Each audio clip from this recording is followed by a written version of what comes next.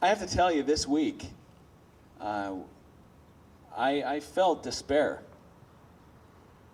as I saw what the Supreme Court did, as I saw all of the fighting and all of the things that we have been doing for the last 2 years turned on its head. And as I listened to the talking heads on Fox News and on CNN, and as I listened to the people on the radio, they said the highest voice in the land has spoken. And I thought, man, that's depressing. That's depressing. And I thought, what do we do? And I got to be honest, my phone rang off the hook. And I didn't have a lot of answers. But then a couple things occurred to me. The highest voice in the land hasn't spoken. The highest voice in the land is right here. It's you. It's the citizens. It's not your elected officials. It's not the Supreme Court. It's not your Congress or your Senate. It's you. Yet we've been trampled on time and time again. The citizen's voice has been trampled on time and time again. So why are we here this morning? Why in less than 48 hours did we organize and get you up here? It's not necessarily just to rally. It's not just to, it is definitely to express our opinions. It's definitely to express how we feel. It's definitely to get some of the emotion out, because I'll tell you, I've been on an emotional roller coaster. And it's to hold up our signs that said, live free or die. Those are important. But what's more important is to take some things away from today. Some action items. Because this isn't a big rah-rah rally. This is a call to action. This is, what can I specifically do? So I hope you brought your pens and paper. I hope that you write down some of the things that we specifically call on us to do. Because there are still things we can do. You know, it was Dr. Martin Luther King, I love quoting him because it drives the liberals crazy, who said, he said, to passively comply with an unjust law is to agree with the unjust law. And to agree with an unjust law, in doing so, the oppressed become as corrupt as the oppressor. By showing up here today, we are showing that we will not passively comply with this unjust law. But here's one of the things we can do. In 2010, I was honored to sponsor a piece of legislation, and boy, had the Supreme Court decision turned out better, I'd be even prouder of this legislation. I have sunscreen if anybody needs it. You just walk right up here and grab it. Can I just tell you the story? It's stories like this that build my faith. That build my faith that this country is still one nation under God. In 2010,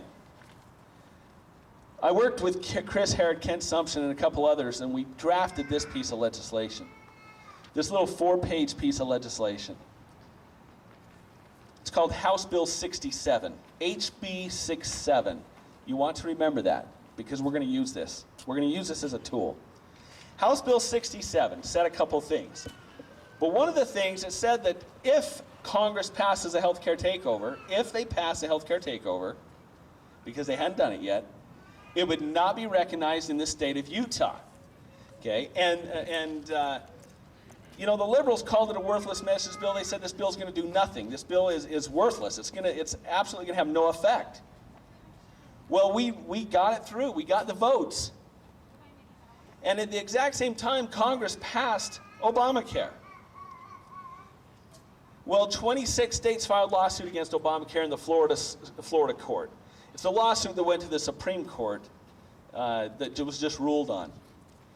What was interesting is when that case was filed, immediately the federal government filed a motion to dismiss, saying that the states don't have standing.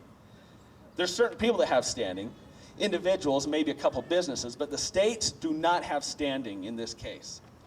Well, one of the things that the Judge Roger Vinson, took under advisement before he struck Obamacare down was, do the states have standing? And one of the things that he discovered, and he quotes in his decision, was that on March 23rd, 2010, that was the date that Obamacare was signed into law. On March 22nd, 2010, the day before, Governor Herbert signed our bill into law. The judge ruled that Utah had a law in the books, and that Utah had standing, and that because Utah had standing, and Idaho, one other little flyover state, had standing, all 26 states had standing in this lawsuit. And that's why we were able to get it to the Supreme Court, which ended up going against us. So now there's a second portion of House Bill 67, because we didn't just leave it in the hands of the courts. I want to read you one portion of House Bill 67.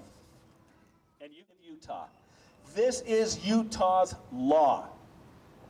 It says, the legislature may pass legislation specifically authorizing or prohibiting the state's compliance or participation in federal health care reform. You see what that means? The law of the land right now says the legislature can pass legislation strictly prohibiting our compliance with Obamacare. But you know what? This is worthless if they don't do it. So one of the things that I'm asking you today is to go home, call Governor Herbert's office, email Governor Herbert, ask him to call a special session, write it down, I know some of you are writing. Ask him to call a special session enforcing the provision in House Bill 67 that says the legislature shall pass legislation prohibiting the state's compliance with Obamacare. There are other states who are doing it. There are other states who are standing up for the 10th Amendment, and standing up for state sovereignty, standing up for individual liberty. And we've got to do that. That's why we called you here today, amongst other things that Ken and Chris are going to talk about. But that is one call of action. Please, don't ignore this. Go home and write the governor. Go home and write the attorney general. Go home and write your state representatives and say you demand that they call a special session that enforces this provision of House Bill 67 that says the state of Utah will not go quietly into the night. The state of Utah will not accept the handcuffs put on us by the federal government, and that we will defend liberty and individual freedom. That's what I'm asking you to do. I'm asking you to rally your friends to do the same. I'm always inspired by our founder, the namesake of this caucus, the Patrick Henry Caucus. It was 1775. It was early in the year, it was March 1775. And a group of men gathered in closed doors. They gathered in closed doors at St. John's Church in Virginia. And they were talking about, are we going to join the Revolutionary War? Are we going to join the colonists in fighting to defend our liberty and to become our own nation? And what is historically accurate is the fact that almost every man in there said, no, we're not joining this fight. This is a fight that does not involve our state. This is a fight that does not involve our people. And we're not going to do it. We're up against an insurmountable force. How do you fight the king? We're just sacrificing ourselves. And almost every man in there, and it was absolutely certain that the people were not going to join. That Virginia was not going to join the war. And if they didn't join the war, the colonists lose, period. If they join the war, they have a shot. After hours of debate, one man stands up. And his words were so profound. They cut right to the heart of the people that were there.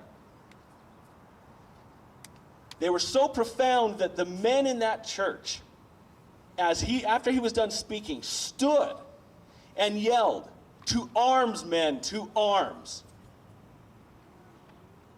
And he ended his speech, and you know how it ended. He ended with these words, which I believe are just as vital today as they were then.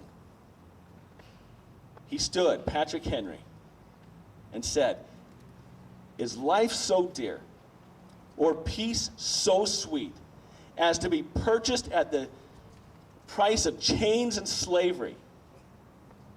Forbid it, Almighty God. I know not what course others may take, but as for me," say it with me, "give me liberty or give me death." Thank you very much, Chris.